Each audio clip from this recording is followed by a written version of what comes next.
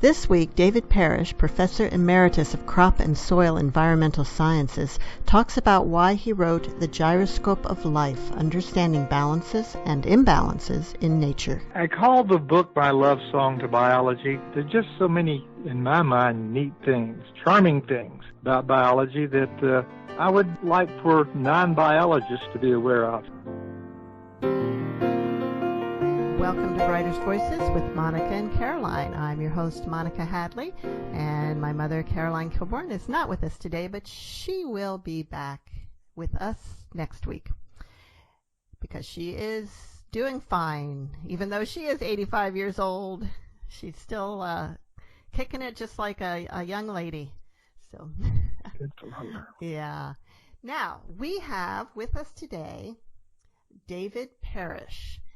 After earning his Ph.D. in plant science from Cornell, Parrish joined the faculty of Virginia Tech's College of Agriculture and Life Sciences, where he taught crop ecology and environmental science. His research interests spanned seed physiology, sustainable cropping systems, and biological sources for renewable energy. And the title of his book is The Gyroscope of Life, Understanding Balances and Imbalances in Nature.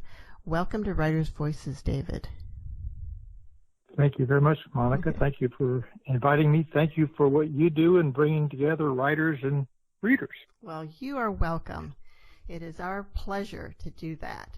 So let's, is this your first book? For let's say, your first book for the popular press? It is. It's a first time for me. I am guilty, if you please, of having co-authored a textbook several years ago, but this is the first book of this genre anyway. What inspired you to write it?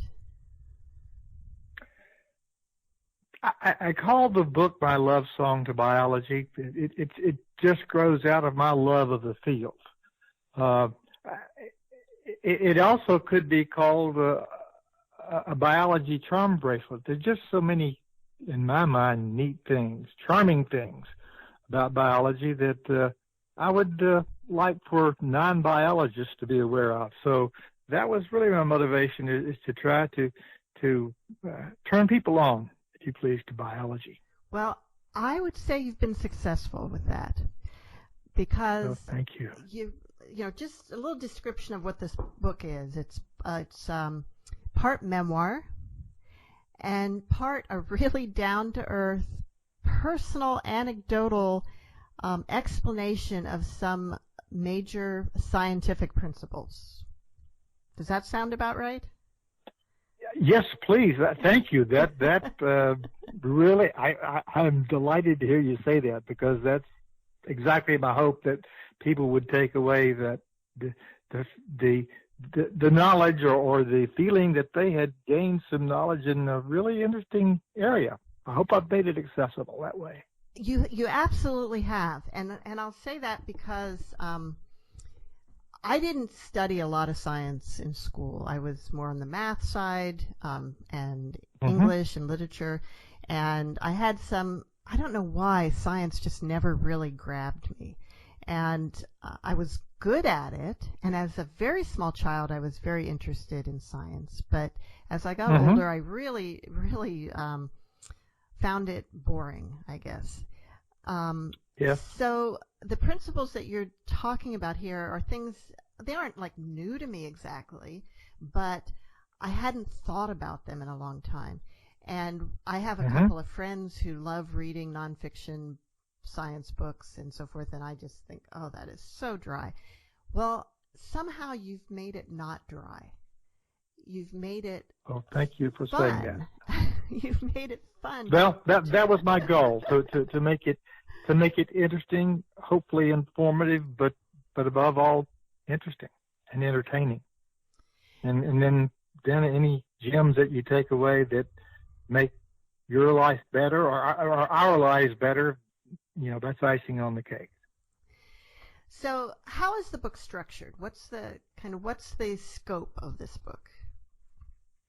It is a memoir of sorts. It starts out with the first couple chapters that are basically autobiographical. The goal there is to I hope give myself some creds as a scientist to give my background, but the background from the time I was a kid on through my college years, and from there I then move into talking about biology as an area of science. We deal with science a little bit. What is science? What makes biology a science?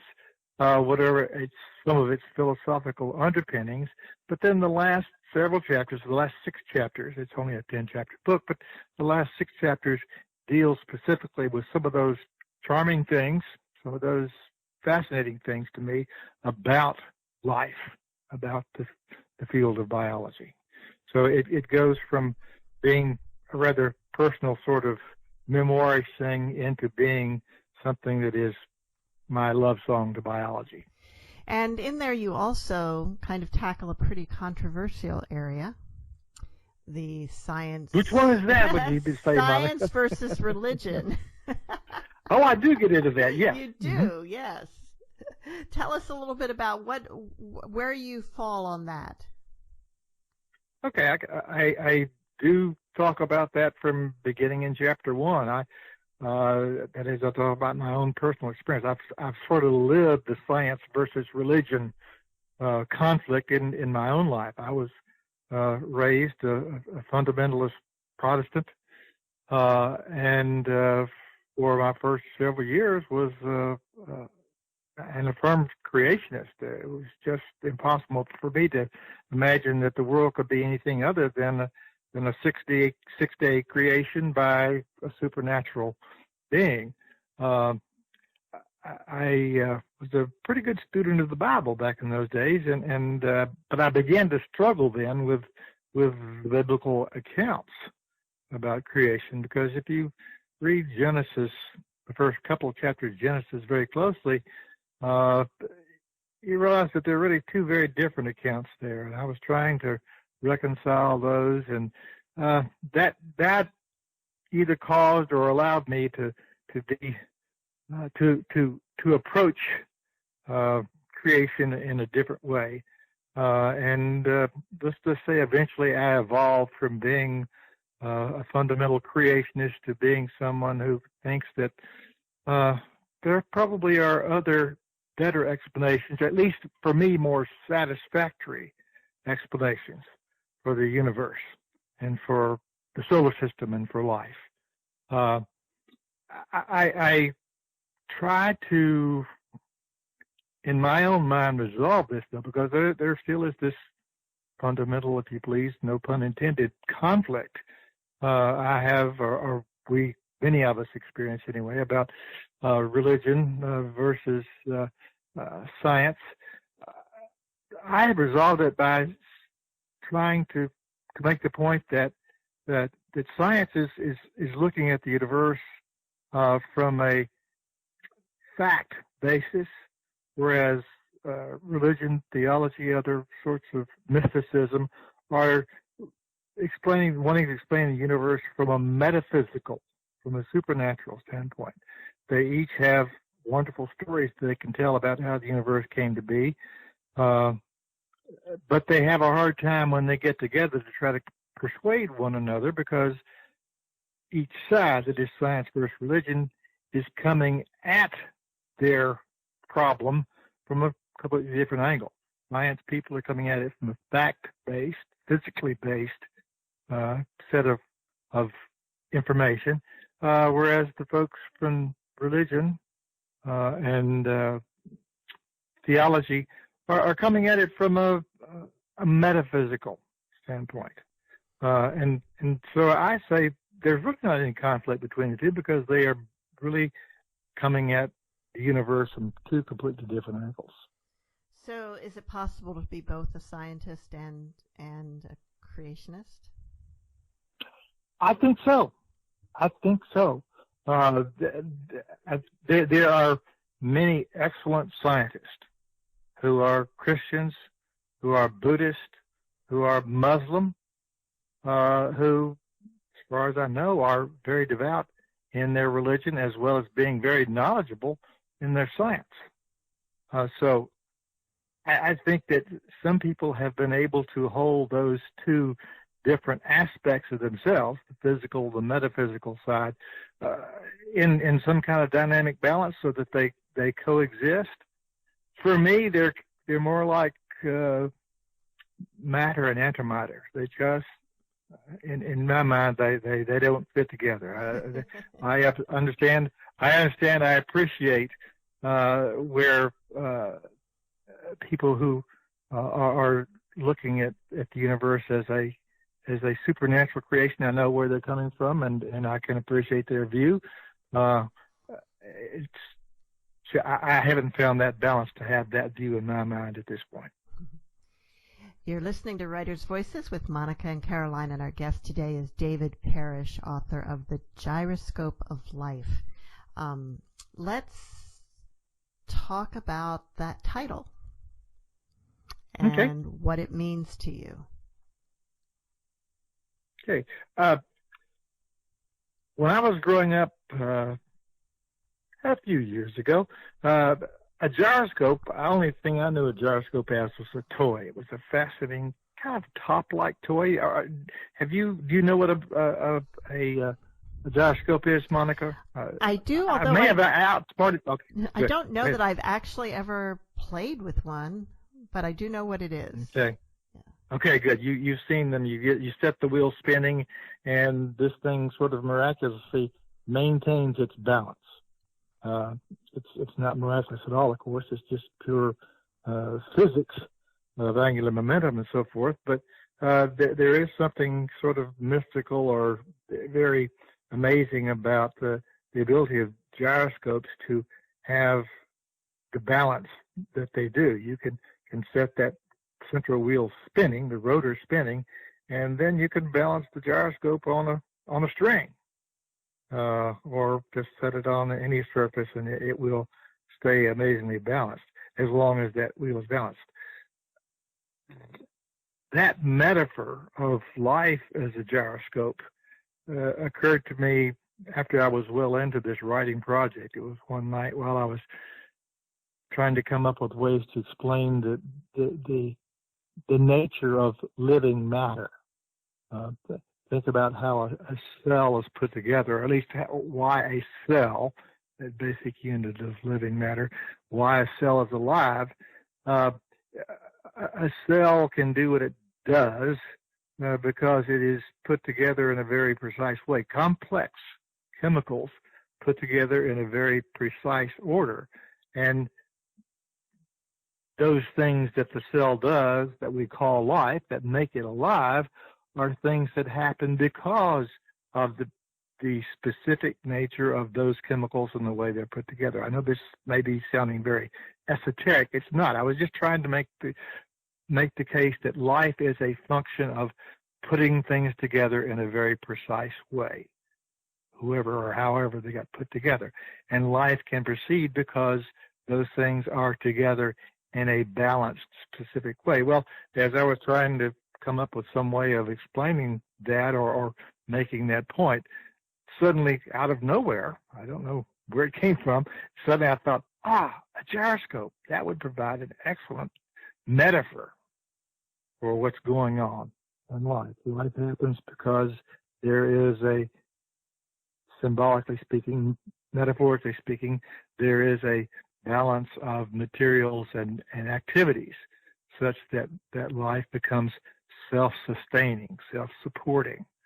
And so the notion of a gyroscope as a stand-in for the notion of life, a metaphor for life came to me. And as once that occurred to me, I began to look at life at higher levels, not just the level of cells, but the level of a whole organism, a plant or a you or a me or a zebra or whatever. And individual organisms can be seen as gyroscopic-like in that we are made of many different parts, but they all have to interact in a particular balanced kind of way to sustain those characteristics that we call life. But not only at that level, if you look at the level of ecosystems, collections of plants and animals that all live in one place and interact with one another. There's a gyroscopic-like balance associated with them. So once the metaphor of gyroscope occurred to me at the cellular level, it just kept on popping up, even to the level of the ecosphere. If we look at all of life on this planet, a pretty doggone good case can be made that all living things are in fact interacting in ways that could be described as gyroscopic. And the balance, it's like miraculous that balance exists and allows life to go on. Both, almost miraculous, miraculous, but yes. Yeah, I think there are explanations short of the supernatural for it, but in fact, it is. What I was going to say is that when people look at that and a lot of people, and I can understand this, will say, well, how could that possibly be without some God, some supernatural figure like setting it all in motion and maintaining it? But then I think, well, how could God exist without somebody creating God? And then how could that creator exist without someone creating them? And so it really isn't a satisfying answer to me to say it had to have been God, because where'd God come from? Well, there are conundrums that we run into, that I run into, and apparently you also, that we run into when we try to butt physical solutions up against metaphysical solutions or explanations. So for those people who are wedded to the supernatural, to the metaphysical, it's easy to say, yes, it was all put together by deity 6,000 years ago. But when a scientist looks at what is here, it sure looks like it's been around a hell of a lot longer. That is true. And also it's like, okay, if this were all designed by God, I think he made some pretty big goofs. I don't know. I think life's pretty wonderful. Well, it's pretty wonderful. I don't know that. Mosquitoes. Yeah, I don't know if I would accuse him of that, because I think life is amazing, just amazing, and. But there are things that we could improve upon. Really, don't you think? Yeah. Well, I find more satisfactory the scientific explanation in it. Yeah. So, David, why don't you read a selection from the Gyroscope of Life? A few selections, so we get a feel for the book. Okay, I'd be happy to. Thank you for allowing me to do that. I've got 4 or 5 sections that I've picked out here that sort of sample their way through the book. It's, as I said earlier, it's 10 chapters. This is from the first chapter. Each of the chapters starts out, by the way, with a quotation, maybe a piece of poetry or whatever. But the quotation that starts chapter 1 is this: "Some people are born on third base and go through life thinking they hit a triple." This comes from a little bit later in that chapter then. Barry Switzer, author of that line, is more famously known for his days as a successful football coach. It is interesting then that he drew his mini parable from baseball. If he had drawn it from football, he might have said, "Some people are born on the opponent's 25-yard line and go through life thinking they ran the kickoff back for 75 yards. He made a good choice. The pig iron version just doesn't have that pithy metaphoric ring. I was born on third base, and it was a triple that put me there, just not one that I hit. Rather, I had hit the jackpot, a hat trick, a trifecta. I was born male, white, and American in an era when each of those attributes provided me major advantages. How lucky was I? There were about 138 million Americans when I was born in late 1943. Of those, essentially half were male and close to 90% were white. With an estimated 2.4 billion people on Earth at that time, the math reveals that I was the beneficiary of a triple birthright shared by only 2.6% of the planet. And then from a chapter, this is chapter 4, called House Rules and Theatrics. This is a section where I talk about an imaginary being called Mother Nature. In fact, I have spoken about Mother Nature several times earlier in this chapter, and then comes this section where I talk about Mother Nature and alternative rule makers. The notion of a female deity who oversees the earth and its creatures is found in the traditions of many peoples. In ancient Greece, she was Gaia, Mother Earth. In Roman times, she was Terra. In other cultures, similar goddesses played a maternal role to living things and their environment. While I am at best agnostic about an earth goddess, invoking such a being has a literary appeal. Hereafter, I will call her Mona, a nickname by conjunction of Mother Nature. Mona is not a stereotypical mother, not a particularly protective nurturer. From all indications, she is more like a tough, crusty, and uncompromising stage manager. No mollycoddling, no excuses, no second chances. She plays no favorites. To all of her children, she says, "These are the house rules. Screw up, and you are history." If Mona wrote fairy tales for her children, the Goldilocks story would go something like this. Goldilocks goes into a bear's house where she finds the porridge is too cold, the chairs are too big, and the beds are too hard. And then the bear eats her. The end. The environment is what it is. Live within it or die. And later on in that chapter, then, I laid out what I call Mother Nature's 3 house rules, the things that every species has to do to avoid extinction. Then comes a section, another brief reading from a chapter that I call Male or Female, where I try to make the case that that's not a simple binary. That in fact, for many species, the male and femaleness blurs into oneness almost. The gender of some reptiles, and occasionally some birds, is determined by the temperatures at which their eggs incubate. Some fish can switch genders under changing environmental or social conditions. Clownfish, of which Nemo is the most famous, develop a social hierarchy with a female at the top. If she dies or disappears, a male fish can change gender and become the new egg-producing matriarch. Another fish found on coral reefs, the wrasse, does the opposite. A dominant male wrasse will collect a harem of females. If he dies or disappears, the largest female will change gender and take over as the head of the seraglio, to include producing sperm to fertilize the harem. The transition from egg-producing female to sperm-producing male takes him about 10 days. Some serious gender bending.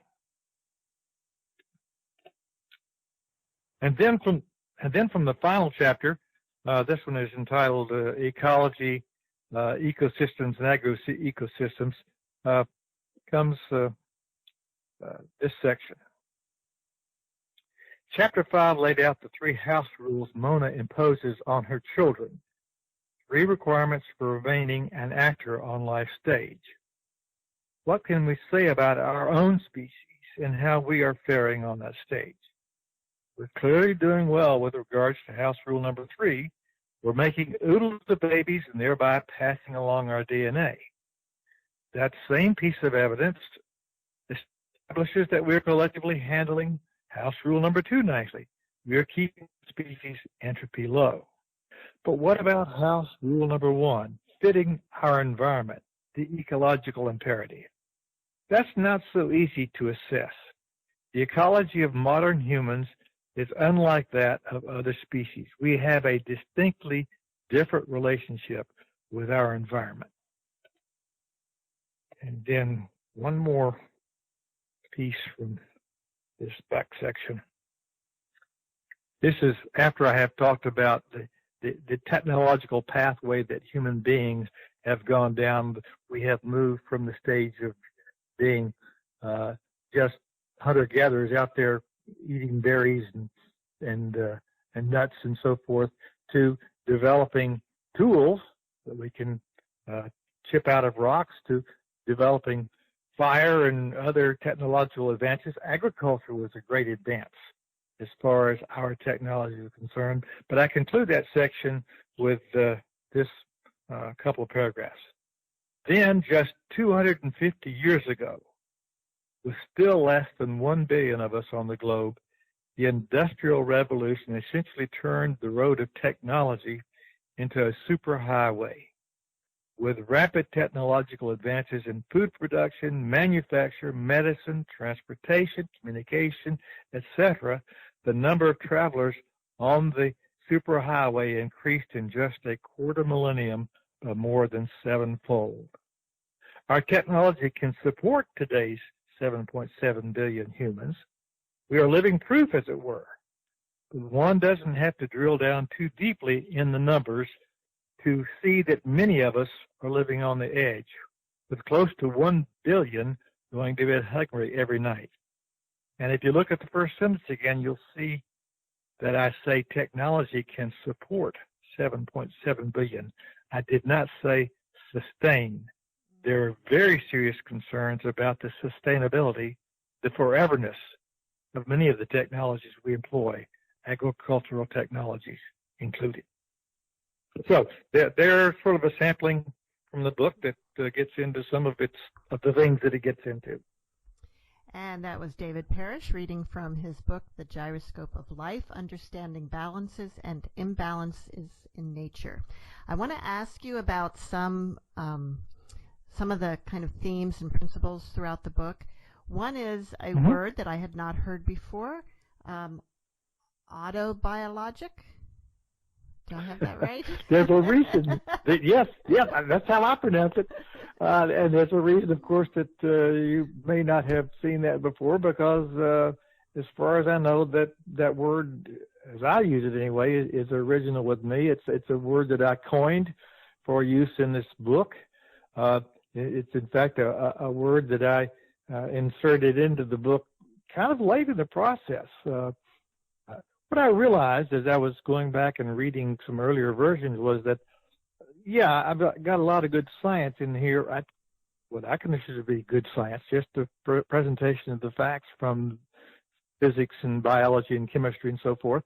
But I do on occasion wander off into some sort of exploratory, explanatory riffs about this, that, or the other thing. Rather than using straightforward science, I use just a bit of reasoning, of logic to say, if this is how it is, maybe this is how that came to be, or because this is how it is, this may be how that came to be. And so I label those just so I could avoid offending or being called down by real scientists.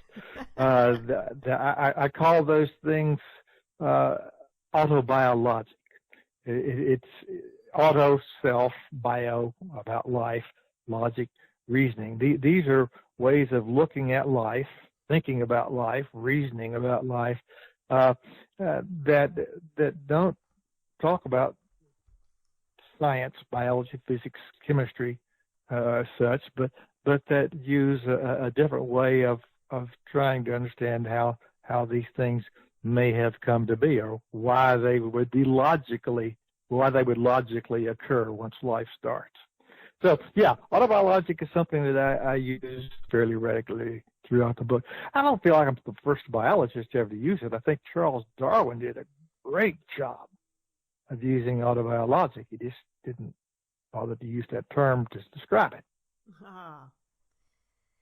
Okay, another thing that you focus on that, it's like something we should all know, but I think most non-scientists really don't realize this, and it kind of changes how we might look at things that come out in the press or even, in fake news kind of things. But the fact that science cannot prove anything.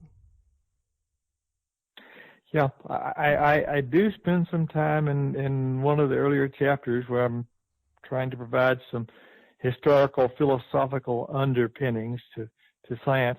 I try to make the case that the scientific method really does not, when you look at how it works, when you look at the logic of it, does not really prove things.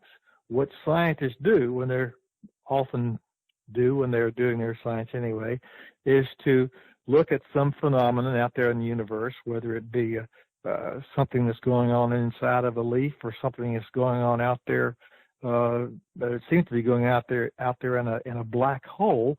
What they do is see a phenomenon, some kind of process going on, and then they try to formulate ideas about why that is or how that is happening. What is going on? What's the cause of this effect? They see some effect, and then they try to reason backward to say, what is the cause? Well, how do they go about establishing that? They formulate guesses, ideas, hypotheses about what may be causing those things to happen or has caused those things to happen. And then in some cases, they can design experiments to test those hypotheses. That works very well for biology when we're dealing with cells or individual organisms. It doesn't work so well when you're working with a black hole. You can't design these kinds of experiments with black holes. But in biology in particular, we do a lot of experiments where we are trying to test these hypotheses. Technically speaking, we aren't really, when we test hypotheses, we are, this is going to get real esoteric here. Let me see if I can avoid doing this. What we do is we come up with really a set of 4, 5, or 6 hypotheses. This could be caused by this, or this. And then we will set up an experiment to test each of those hypotheses.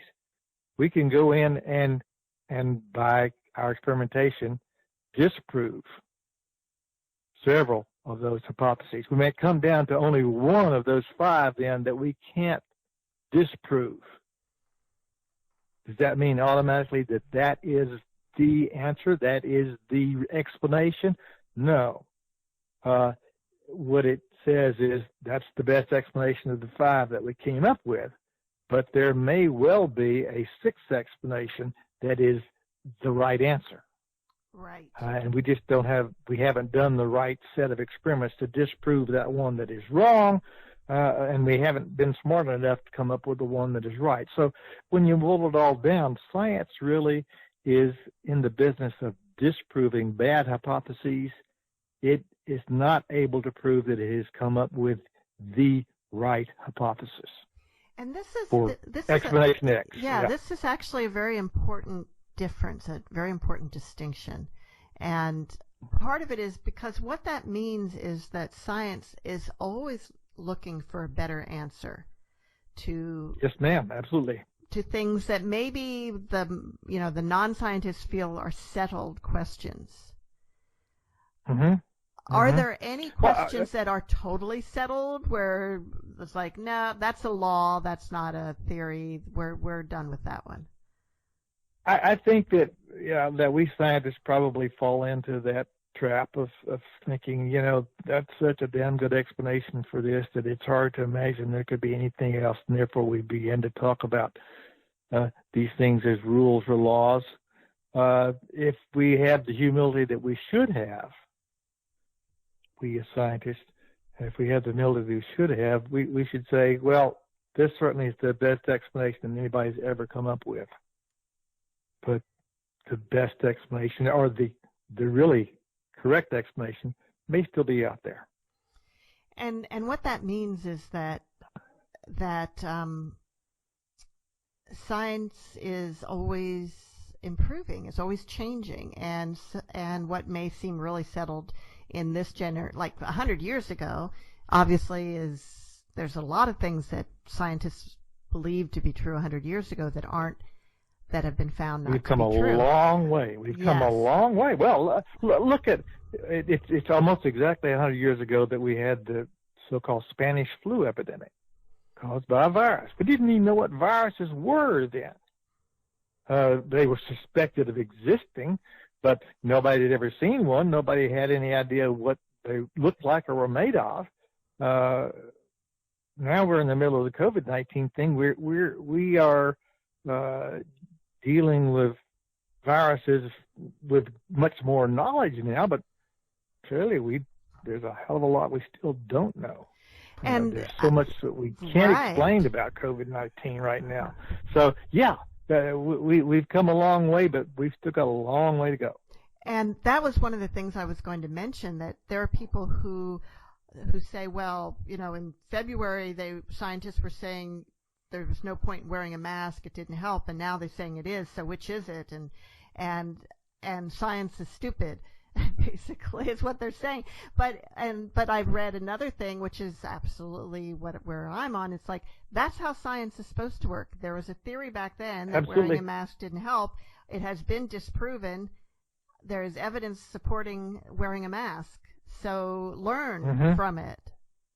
Yes. Well, we're all learning, but we still got a lot to learn. Is it stupid or is it ignorance? I find it nicer to say it's just ignorance. We don't know yet, but we will know. I have faith that science will provide us some answers that we don't know yet, and I think those answers are going to make all the difference in how well or less well we come through this COVID-19. And doctors and epidemiologists that are willing to learn and change their minds and say, okay, I said this back then because that's what I thought was true, but now evidence is showing this. That's a good thing. That's not a sign of weakness. That's a sign of strength. Not at all. That's the way science works. That's the way science works, unlike dogma, which says, well, we decided this, and we're not going to look at any evidence to the contrary. And often politics is that way, often too. Unfortunately, yes. Yeah. So let's talk about viruses, because it's like your book is very timely, I must say. So because you do talk about viruses and whether or not talk about they are COVID-19. No, you don't talk about COVID-19. Yeah. But I have one parenthetical paragraph that was added last minute, just before the book went to the printer, where I say a very little bit about COVID-19, but most of the talk about viruses otherwise is very generic. So, are viruses living? No. Or yes, depending on who you talk to. There are some biologists, especially those in the field that we call virology, who feel that viruses are alive, and that in fact those of the rest of us who are biologists who think of them as not being alive are prejudiced against their critters. They probably could make a pretty good case. For most folks who think of viruses as not being alive, that's because viruses lack one of the very key characteristics that we associate with every other living thing, and that is they do not have membranes. They are not cells. They are not put together the way every other living thing is. Break down any plant or animal or bacterium or anything else besides viruses anyway.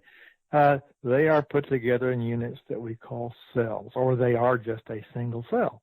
Well, that's characterized by a structure called a boundary called a membrane. Well, viruses don't have that.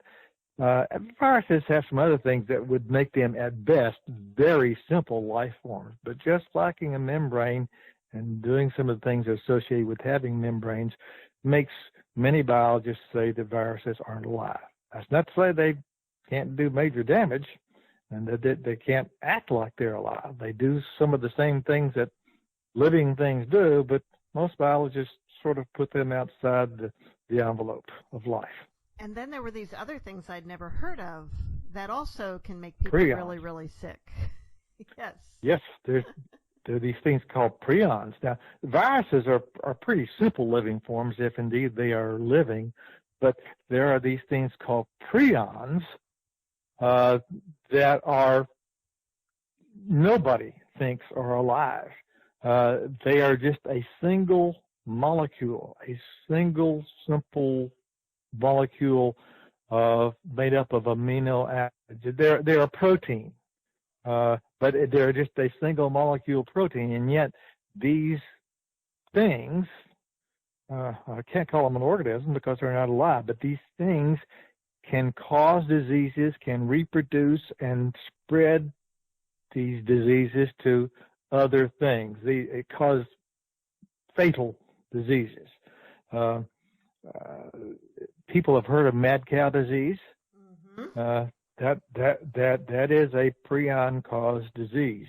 There are some other diseases that animals have, something called scrapie in sheep and goats, something called chronic wasting disease that occurs in deer and in deer relatives.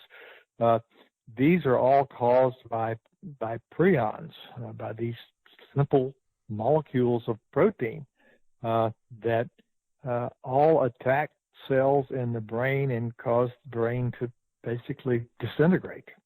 In every case, these prion-caused diseases are fatal. People or other animals dying in pretty short order usually.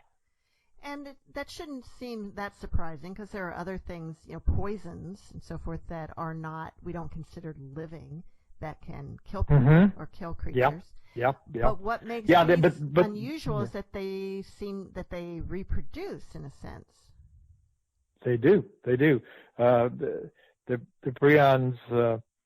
It's sort of it is a sad story, and I may make light of it if people read the book. I hope they aren't offended by the approach I take to it. But there is a disease called Kuru, Kuru, that is caused by prion.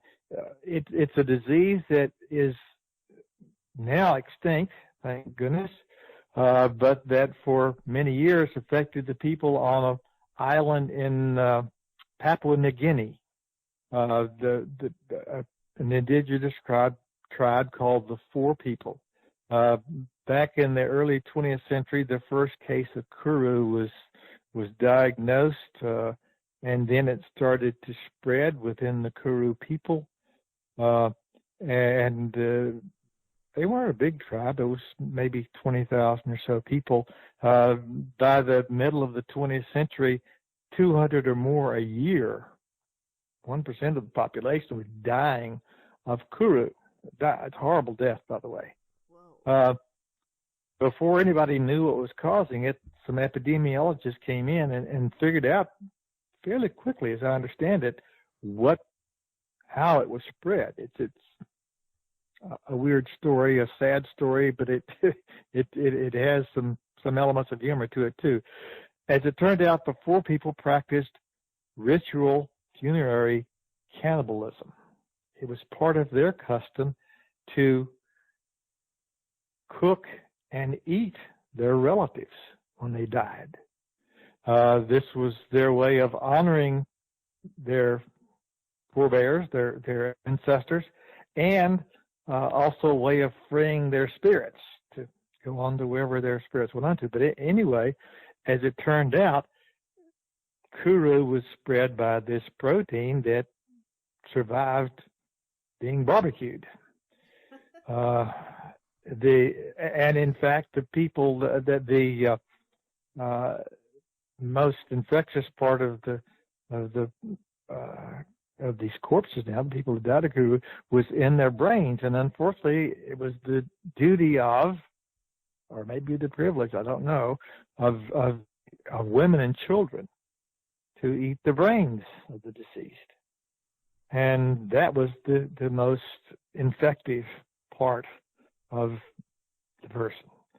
The disease could survive the heat of the barbecue, of the cooking. So as I say in the book, once that was discovered, the solution was a no-brainer. Oh, that's bad. Yeah, so that that's is a bad. groaner. That's a groaner. The good news is people are not dying of it anymore. That is good news. Therefore, people very quickly stopped doing their funerary cannibalism, and the disease stopped being transmitted. But as it turned out, Kuru was caused by this protein in the brain that was being altered, and it was transmissible. So, but Kuru is a case of something that's definitely not alive that really acts like something as clearly alive as a bacterium or fungus, say, in reproducing and causing disease. So this whole issue of dead or alive not being a binary question, that there's things that have some elements of life that aren't considered alive, and then there's also things that are alive at some points and then not alive and then alive again. Yes, those are the much more fun, interesting parts, I think, of the story.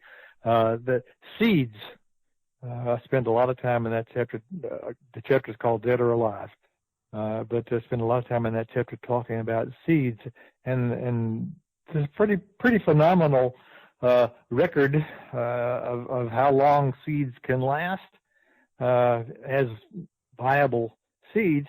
Some have argued, well, those seeds are hanging on as living things, even though they're not growing. They're sitting there for 2,000 years and are staying alive. And then, as soon as they are put into a warm, wet place, they can germinate. I try to build the case and show the science behind the fact that no, seeds are not alive.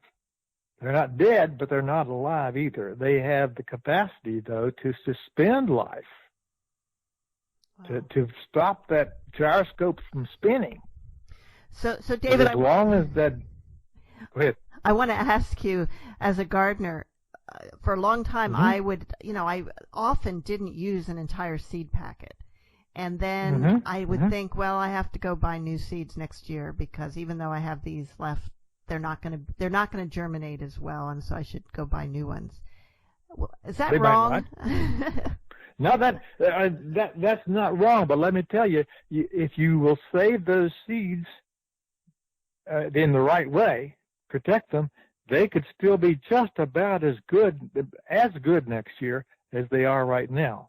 The trick to it is to, or the things to do is try to keep the moisture low. You don't want them to start taking up moisture, just soaking up humidity and so forth, because that sets them up for problem.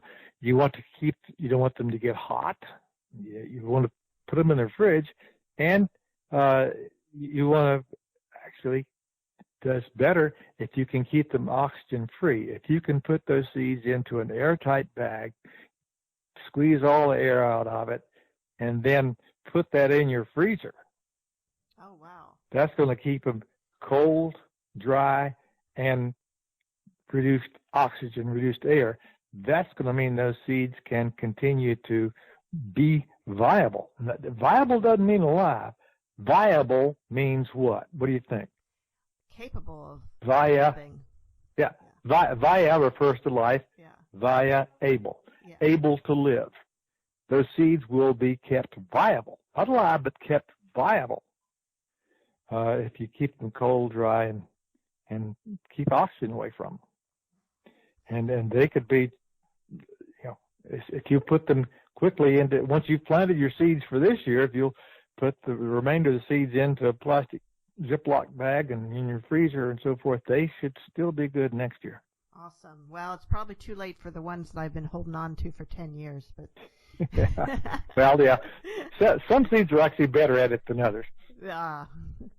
You're listening to Writers' Voices, and our guest today is David Parrish, author of The Gyroscope of Life, Understanding Balances and Imbalances in Nature.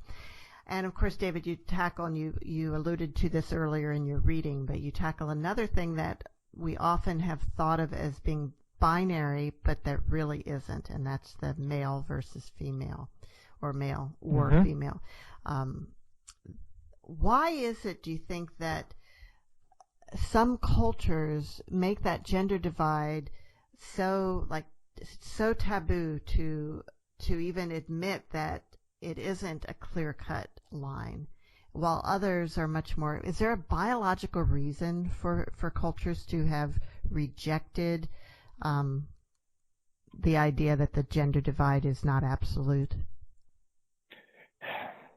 I don't know, because cultures certainly vary, as you know. In ancient times, or at least in older times, Roman times, children who were hermaphroditic, we describe them as now, or intersex, were to be thought of highly. They were a special gift, as it were, or had received a special gift, perhaps.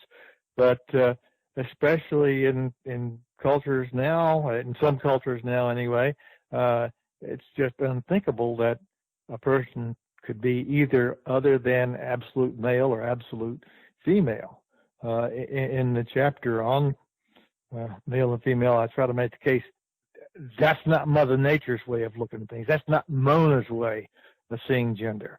When you look at a lot of life forms, think about plants, 95% of plants are both male and female. Oak trees produce both male parts and female parts. They self-fertilize, and then they can make fruit, but they got to have males to be able to fertilize themselves. And lilies and 95% of the flowers you see out there have both male and female parts on them. It's really fascinating, the different ways that plants reproduce. Yes. Oh, yeah. Now, there are some, by the way, that are strictly either male or female. Evolution has caused some plants to end up being either or.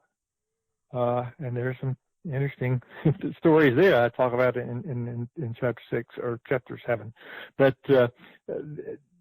they are in the plant world, at least, there's absolutely no stigma associated with being hermaphroditic or being intersex. That's just the way things are. That's Mona's way with them. It's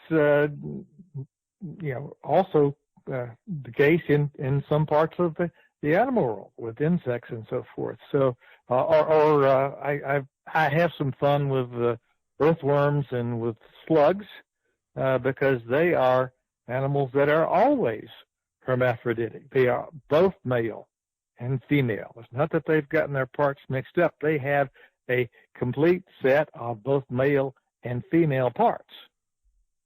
And they can copulate with one another, both as male and female at the same time.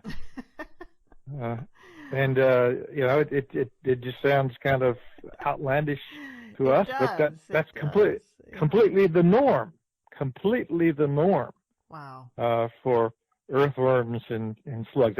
I won't belabor the point now, but for people who do read the book, and I hope some will choose to look for this. Check out the banana slug. The banana slug has some very interesting behavior associated with its co-copulation. Yep. We won't go into any detail. I did. Yes, we won't go into detail about that. So, yeah. David, in the few minutes that we have left, let's talk about your writing process and like how long did you spend on working on this book? Start to finish, about 3 years. But it was done in fits and spurts.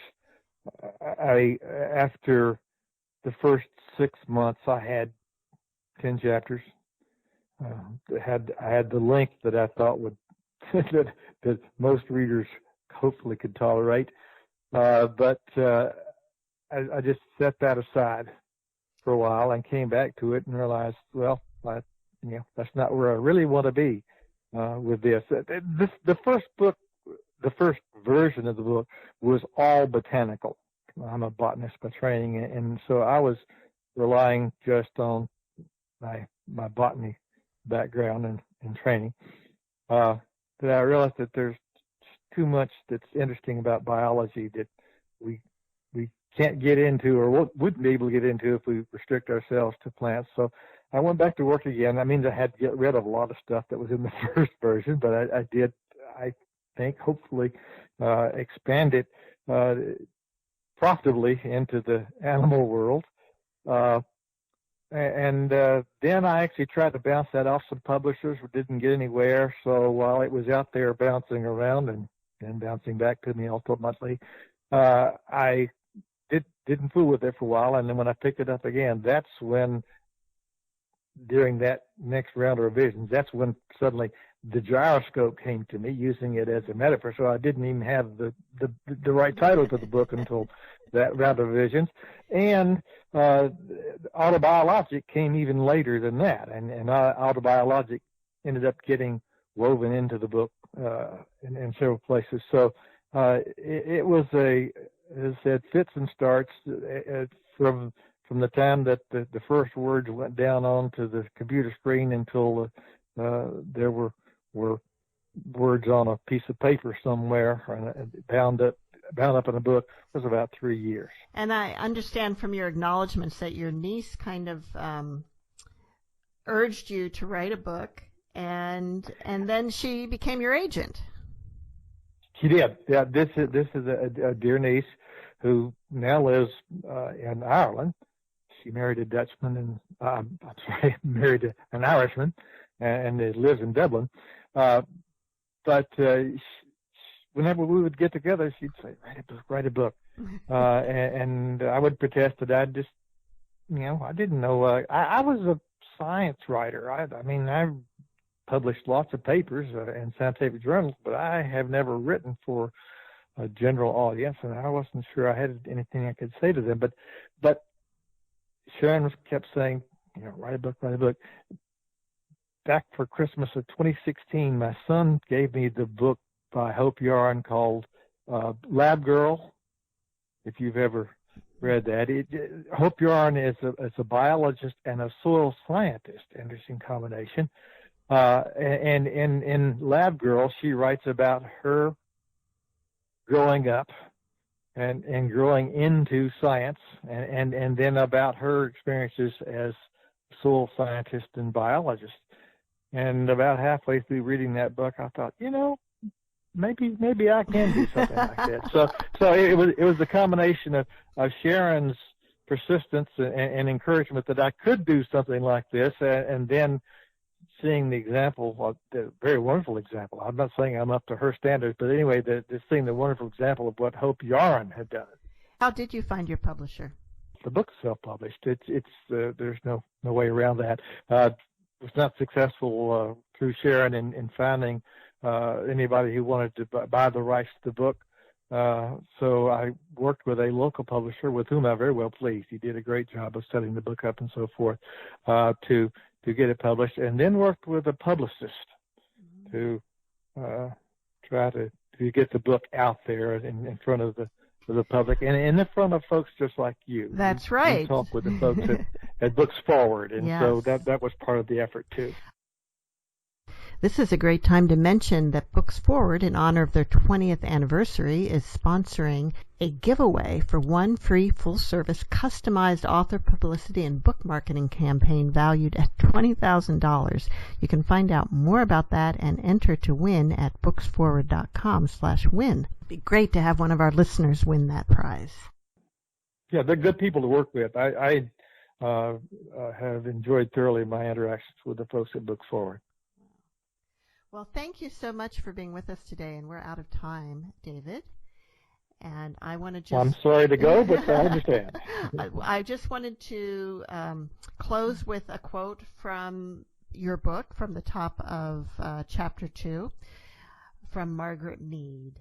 It is utterly false and cruelly arbitrary to put all the play and learning into childhood, all the work into middle age, and all the regrets into old age. Amen. So thank you, David, for helping put some fun and learning into middle age here. Thank you, Monica. It's been a pleasure. And see you all next week on Writers' Voices.